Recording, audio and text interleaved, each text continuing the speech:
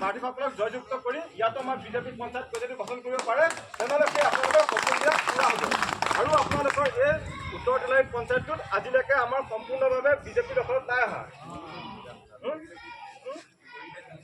আজিলৈকে আমাৰ বিজেপি দখলত এই আমাৰ পঞ্চায়তটো অহা নাছিলে, কিন্তু আপোনালোকে আমাক এবাৰ সুযোগ দি চাওক, একবাৰ মাত্ৰ এই পঞ্চায়তটো আমাৰ বিজেপিকৰণ কৰি বিজেপিক জিকাই চাওক।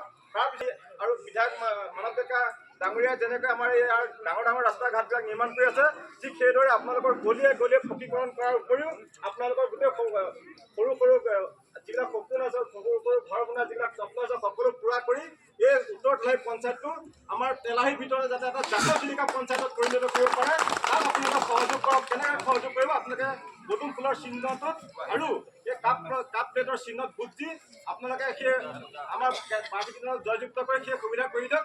আৰু আমাৰ কেণ্ডিডেটকেইজন জয়যুক্ত হোৱাৰ পিছত আমাৰ স্থানীয় যিসকল আমাৰ ভাৰতীয় জনতা পাৰ্টীৰ কাৰ্যকৰ্তা আছে, আমাৰ যতীন বৰা, নিৰন্দাও এইটো ইয়াৰে